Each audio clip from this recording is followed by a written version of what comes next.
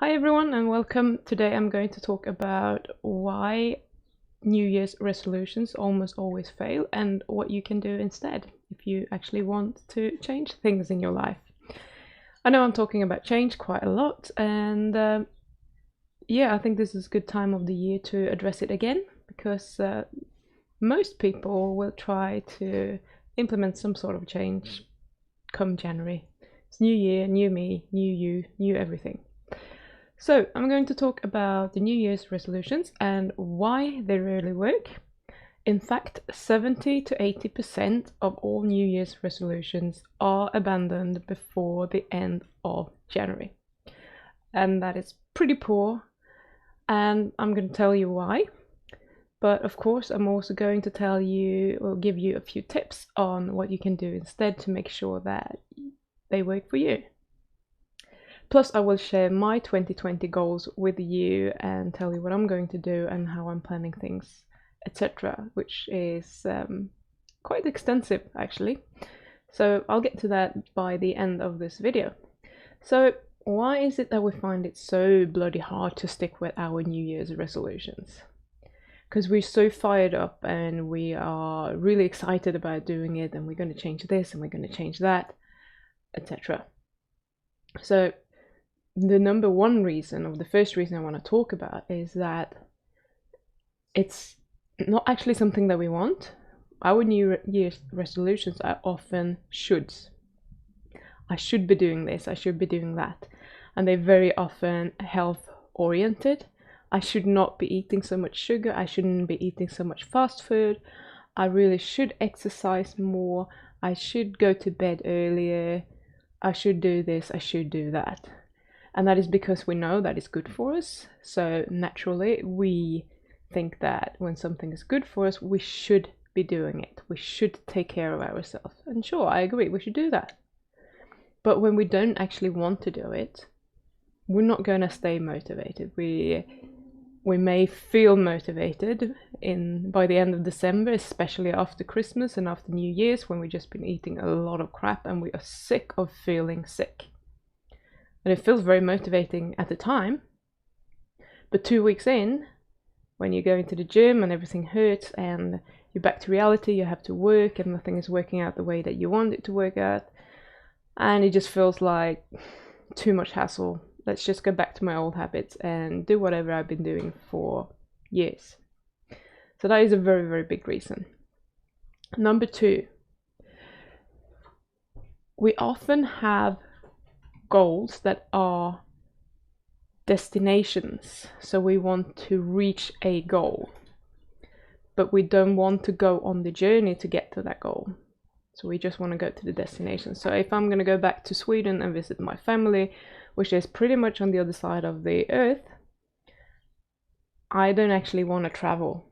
I don't want to go on that journey because I don't really enjoy traveling and I don't sleep well on flights and it's a pain in the ass basically.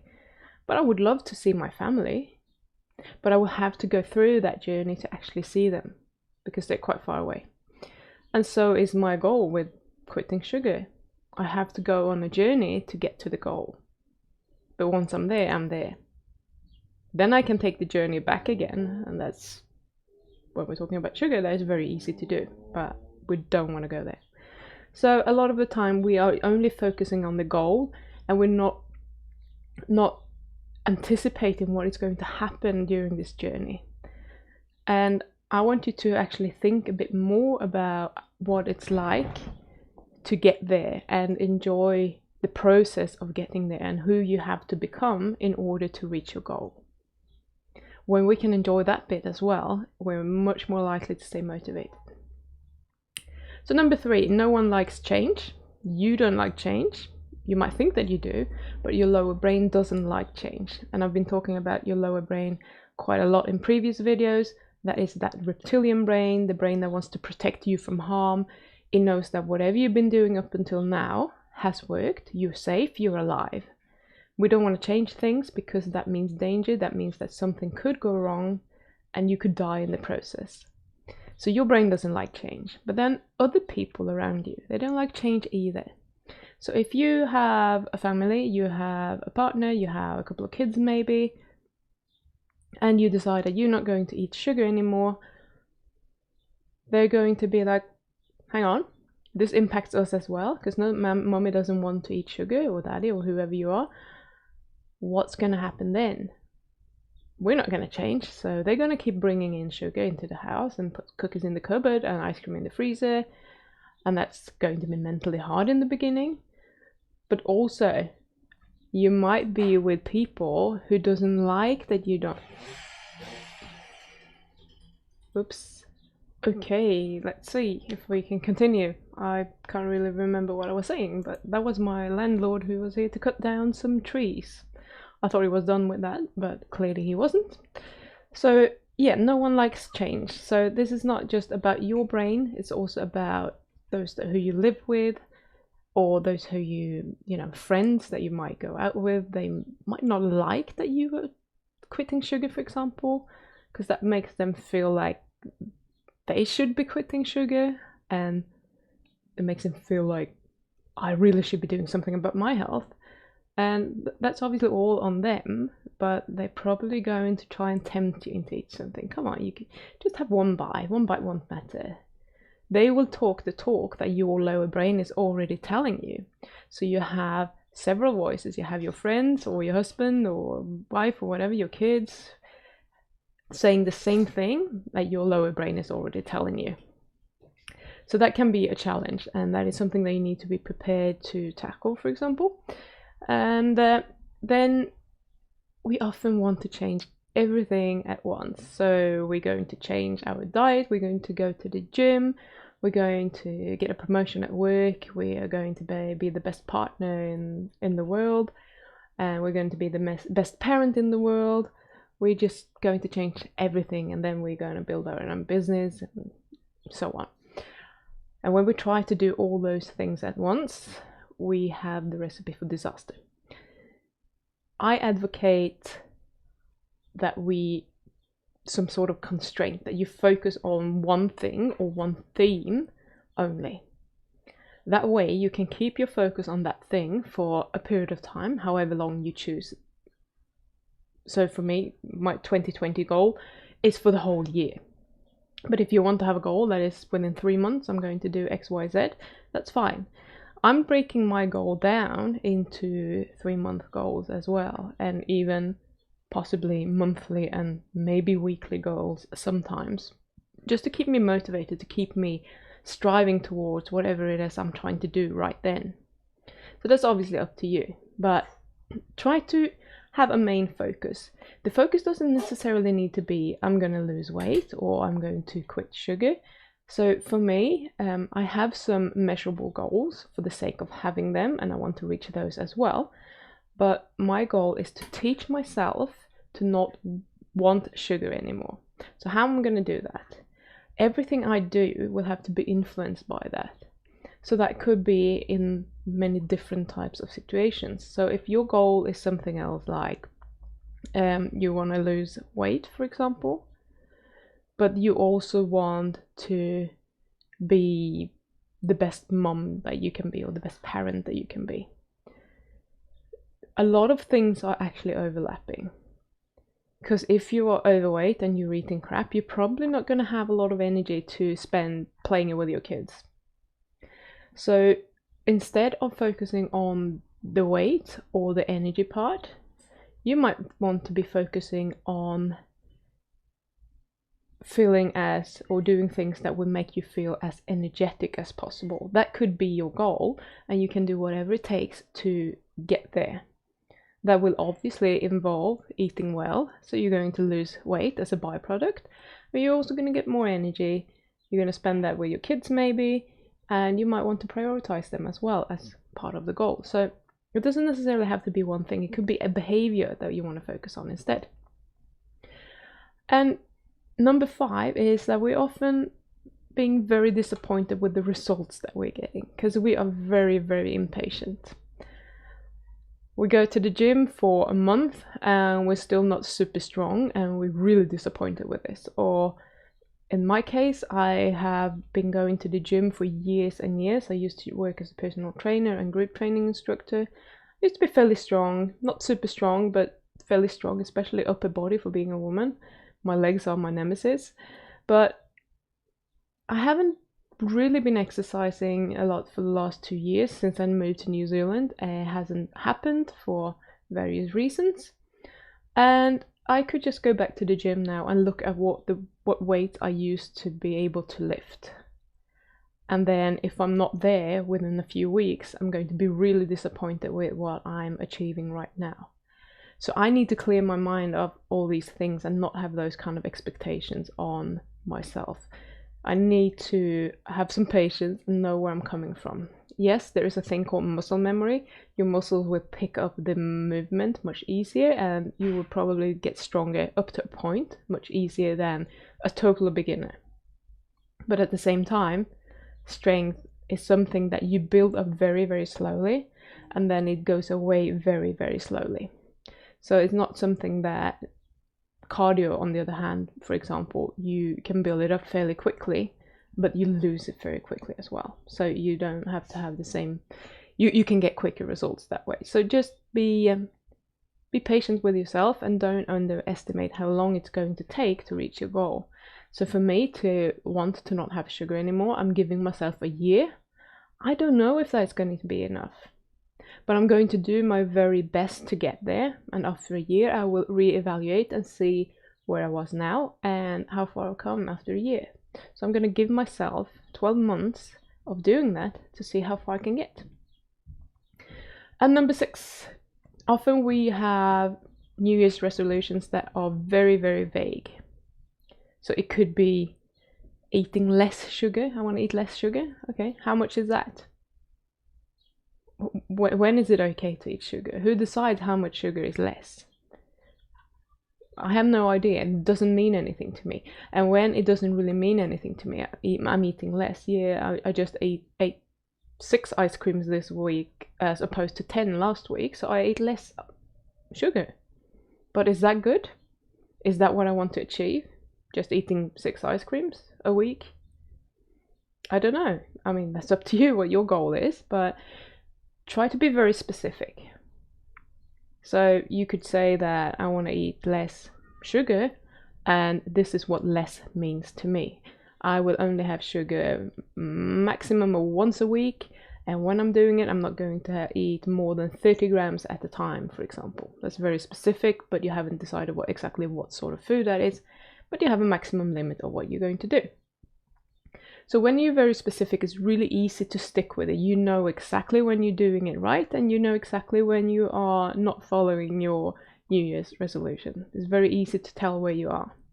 But when you're being very vague, your brain will start negotiating with you and say, hey, 7 ice creams, that's still less than 10, so that's pretty good. You can have one more. 8, doesn't matter, it's just one more. And you will have that discussion with yourself.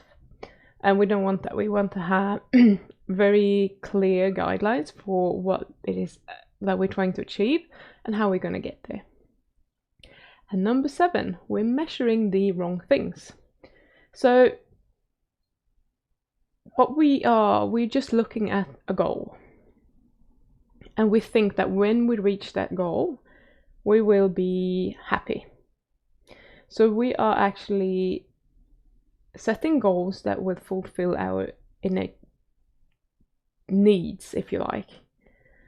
So there are things that will make us feel happy and secure, and we think that, you know, when I lose this weight or when I'm not eating sugar anymore, I will be so happy and I will feel like I'm in control of everything and like I can do anything. I'm Superwoman. So, at the same time, when you can also see it from the standpoint that you want to avoid pain. So for me, if I eat a lot of sugar, I get a lot of headaches. I don't want that. I might feel really, really tired because I need more sleep and I don't get as good sleep, and I have brain fog, and I don't want that. I want the opposite. So it might be that I want to avoid the pain. But we think that when we reach that goal, we're going to feel a certain way.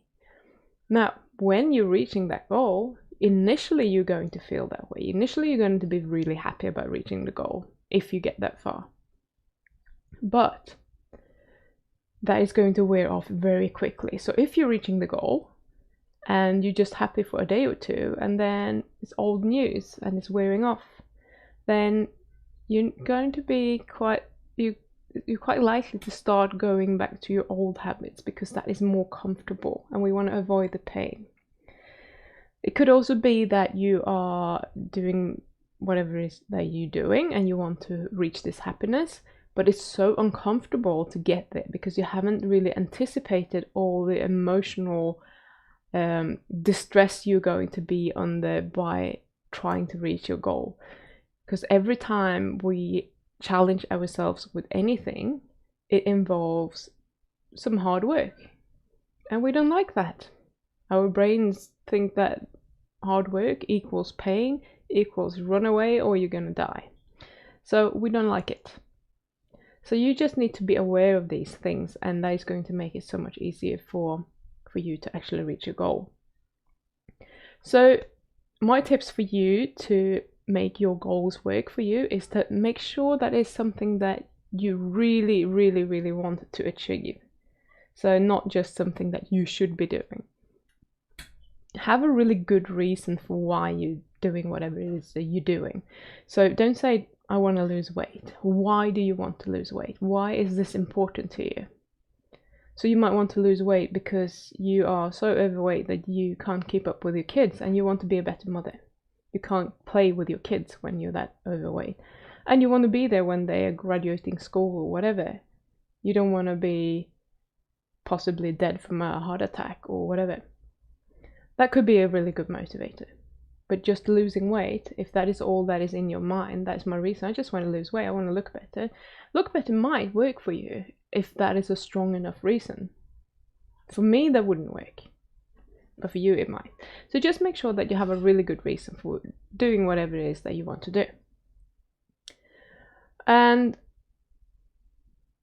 make sure that you know what the immediate next step is going to be, so that on your way to achieving that goal. Because if you just say that I want to lose weight, but you don't have a plan, you're not very likely to even get started. It's going to be very hard. So, I'm just going to eat salads. That's not a good plan. Besides, just salads isn't really good. But you could probably lose a lot of weight doing that. So, know what you are going to do. What is going to happen almost on a daily basis or a weekly basis. How many times a week are you going to do this or that? Or what are you going to do when you have a craving? Do you have a plan? How are you going to deal with all the obstacles that are going to turn up on the way?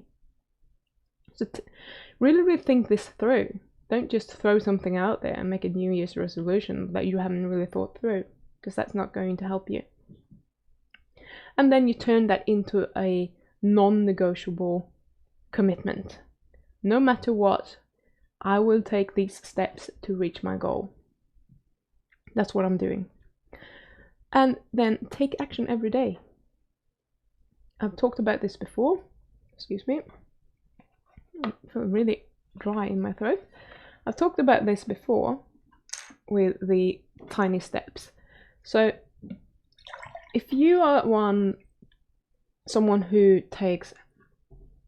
do a lot and you want to do everything at once,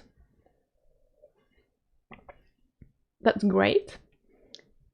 But often we're feeling the pressure to continue doing a lot of things continuously on a daily basis. And when we can't keep that up, we get disappointed with ourselves and we're thinking, I can't do this, it's just too much, it's never going to work. And then we just give up because it's too much hard work. If you instead can just think, I'm going to do one thing today that will help me to reach my goal, however small that is, just do that one thing. Because even if it's a baby step, it will still move you in the right direction towards your goal. Rather than, meh, it's just so small, it doesn't matter, I'm not going to do it, then you're not going to move towards your goal whatsoever. So remember to take some sort of action every single day. And then you need to find a way of enjoy living this commitment. So you can anticipate the joy that you will feel once you reach your goal, for example, or you can which I would advocate, is you can just enjoy every little small win on the way. So for me, excuse me, I got some pins and needles in my legs. So for me, that would be, I haven't told you about my goal yet, but for example, I'm going to lose a certain amount of weight, and I'm just going to break it down because I'm not going to lose it all. I have my whole year to do that. So by the end of month 1, I want to lose this much weight, or I want to be able to lift this much weight, or whatever it might be. And then I can celebrate those little wins along the way when I'm getting stronger and when I'm losing weight. And I can enjoy every time I'm allowing a craving and I'm not giving into it. I can see that as a win. Yes, I did it again. This is getting easier and easier every time I do it. I know exactly how to allow a craving, and now I start to feel really in control, and it starts to become a habit for how I'm reacting to it. And every single time I do that, that is a little win. So that's pretty awesome. And I want you to be, I think I mentioned this earlier, but I want you to be very, very specific with your goal. So eating less sugar versus not eating more than sugar more than once a month and more than 30 grams at a time is a huge difference. So make sure that you're really specific, that you know exactly what it means to achieve the goal that you want. What will it look like? How do you know when you have reached that goal? So I'm going to give you an example. So for me, for example, I really want to be fit and healthy, and this is quite vague, so I will have to be a little bit more specific with that, and what does it mean to me. So that means that I don't carry a lot of excess fat, for example, and I have the capacity to undertake some sort of some level of physical exercise without feeling like my lungs are going to totally explode, for example, because that's really unpleasant. And I also like feeling strong and being able to lift heavy things. I've always been quite independent, so if I'm going to lose my muscles and become weak in the future and I'm going to have to ask for help with everything, I'm going to start feeling a bit helpless, and I don't like that. So I like being strong, and I like being able to do things on my own. And I also like waking up every morning feeling energized and not having to have headaches, and they're just a thing of the past. Obviously, no matter how good my diet is, I might have a headache at some point in the future, but I know that when I clean my diet up, the only time pretty much I'll get a headache may or may not be around my period. But if I'm not eating well, I always have a headache around my period, and I also have other random headaches that I don't like. So I'm setting a few specific goals so that I have something that I can measure. And all of these goals, I have 3, I'm going to tell you about. All of them are, my brain thinks that they are impossible to reach. And I will explain why I have done this in a different video, because otherwise I will just be going on here for an hour. But so on the 31st of December 2020, in 1 year, I will weigh 60 kilos, and I'm not really sure what I weigh right now, but it's above 70 anyway.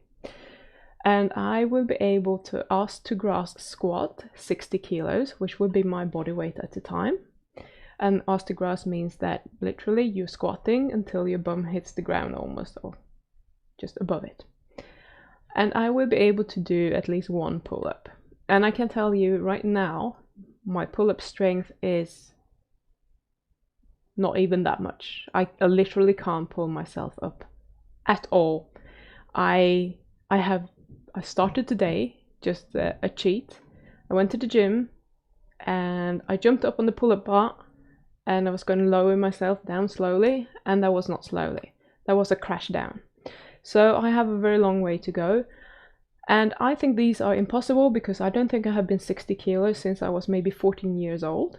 So my brain is like, nah, that's not going to happen. How on earth do you think you're going to be 60 kilos? You're not a teenager anymore. That's not going to happen. But we shall see.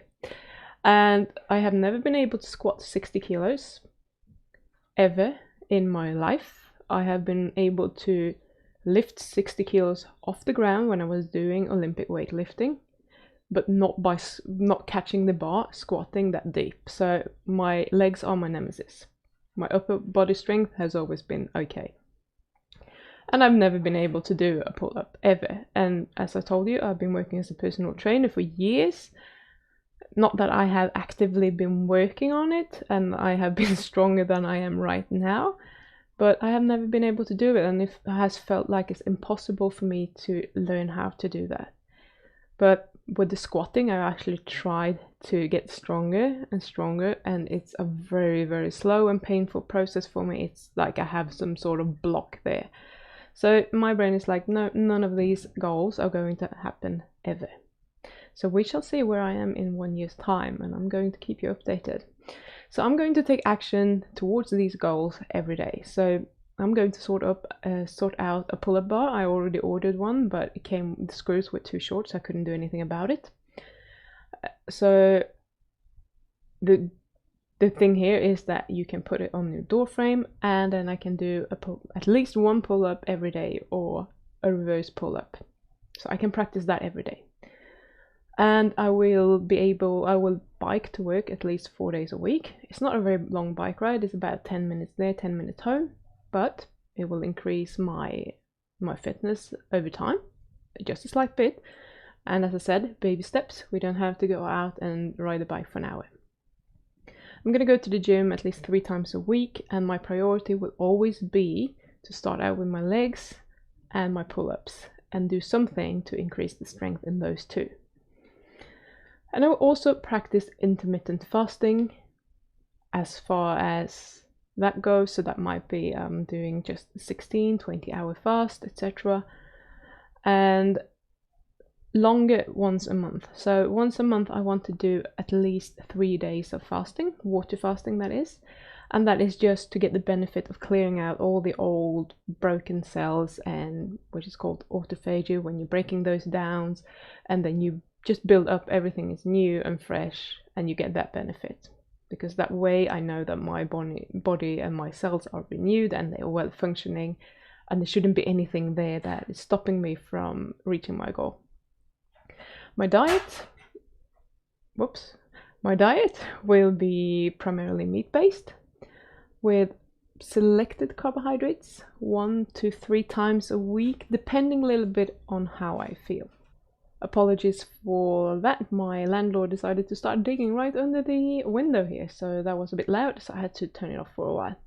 So what I was saying about my diet is going to be primarily meat-based with selected carbohydrates 1 to 3 times per week, depending on how I feel. After my so-called 28-day strict carnivore diet experiment, I realized that I'm probably not doing very well with just eating meat. So I'm going to incorporate some sort of carbohydrates, probably something that I like blueberries or something like that. Maybe once, twice, 3 times a week. What I will be looking at is how I feel, how I sleep, how I perform, and then I will adjust it according to that. So there will be many factors that will weigh in there. However, I'm going to make room for a somewhat normal life as well. So we have moved to Nelson, and Nelson is a very nice city in New Zealand, and we live 2 minutes away from a park where there is a market on every Thursday evening in summer. And when they say market, there is like a vegetable stand, and then there are food stalls. And there wasn't much else than that when we went there. So we have decided that Thursdays is a day where we allow ourselves to go to the market if we like to and have a meal.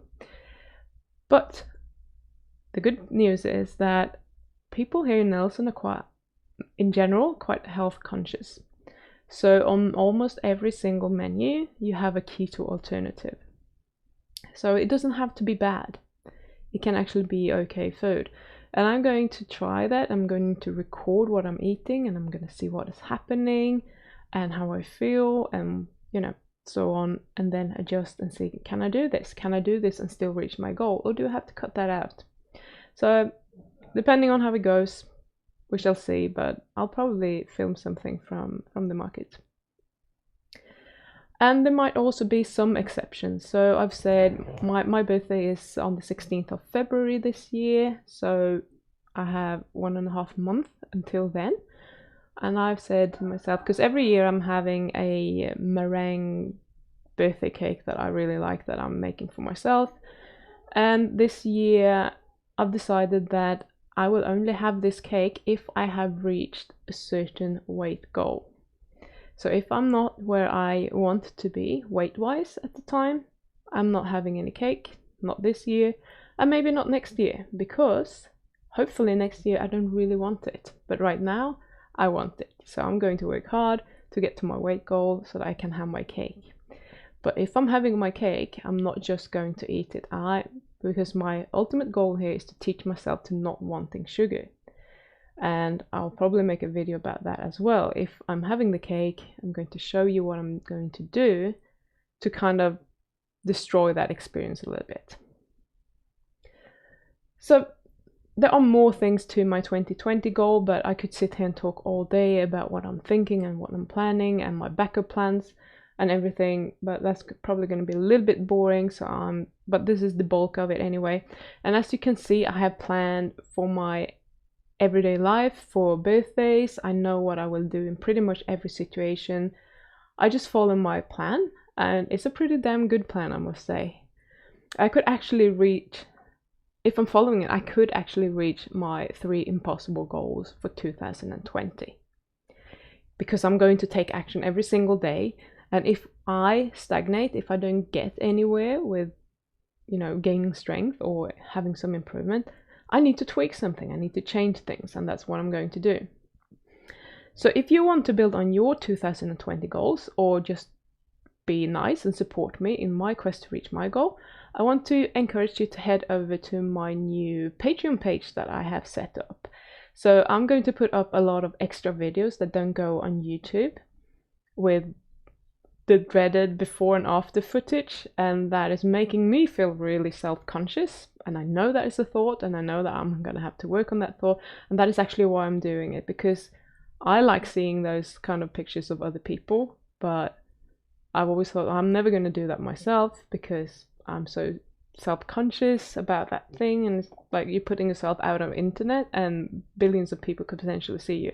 So it's not going to go on YouTube, but it's going to go on my Patreon page. And I'm also going to do a video series on how you can get the most bang for your buck if you want to become fit and healthy. What are the most important things that you can focus on if you're really time restricted and you don't have a lot of time, you just want to get the juiciest bits and get as much results as possible from those bits. And I'm going to put out continuous updates on my results. I'm also doing a biohack of the month because I'm actually into that sort of thing, into biohacking. For those of you who don't know, I'm a Bulletproof certified coach, or they call themselves human potential coaches nowadays. And that is all about biohacking. It's about diet, and it's about supplements, and doing everything, whatever it is, that will enhance your biology and help you become better and maybe live longer, or feel healthier, or be more energetic, whatever it is that you want to achieve. That is what you're focusing on. So I'm going to try out new things every month, and I'll give you a good review of that. I will also put out some behind the scenes videos on Patreon. I'm going to share my systems and my processes for making all of this happen, because sometimes it's very overwhelming. You don't know how to organize yourself, and I get that as well. But there are ways of doing this that can make it so much easier to do. And obviously I'll give you updates on how I'm adjusting my diet or whatever it is, or maybe hacking my sleep, exercise routines, what I'm doing, what's working, what doesn't work, and how I have to tweak those kind of things. And in the gold tier, if you would go up to that, then I'm answering all your questions with regards to diet, diet, mentality, exercise, supplements, or how to optimize your life, whatever it is, either via email, or if it's a very long question, I might just actually record a video message for you so that you have that, because that is sometimes easier than just writing it down. And I'm also going to do something new, which is like I'm going to have a limited number of monthly consultations, and I'm going to limit those to 5. So if you want me to help you and really dig deep into your case, then that's where you can go and sign up, and you get to see me once a month, and you can send me an email beforehand and say, hey, I need you to do some research on this, and this is my specific condition. I will do that research, and then when we're talking, we're just getting straight to the juicy bits, and hopefully you will spend that time with me in a really efficient way and get everything that you need out of that if you have emailed me beforehand. And you can find all of that over at patreon.com/pimjohnson as one word. And I will put the address down in the description so that you can just hopefully click it. I'm not sure they're clickable, the links. They should be. So I hope that you found this information helpful in setting your own New Year's resolution or goals, or changing your current one maybe. And just because I'm curious, I would really appreciate if you left a comment and you tell me about your New Year's resolution or your goals for 2020. Or perhaps you don't have one, and you don't have one for a specific reason. Tell me what that reason is, and just have a chat with me. I love when you are commenting on my videos. It feels like I know you all. I know that I don't know you. You know what I look like, so maybe it feels like you know me to some degree. But I think it's super cool, and I'm kind of recognizing your names, and sometimes I know your real names, sometimes I don't, but I think it's awesome. Social media can be very distracting and take up a lot of time, but at the same time, it's pretty awesome. It's pretty awesome. I can talk to you no matter where you are in the world. So thank you so much for watching. I know this is a long video, but there you go. Happy New Year, and I will see you again in January. So see you soon.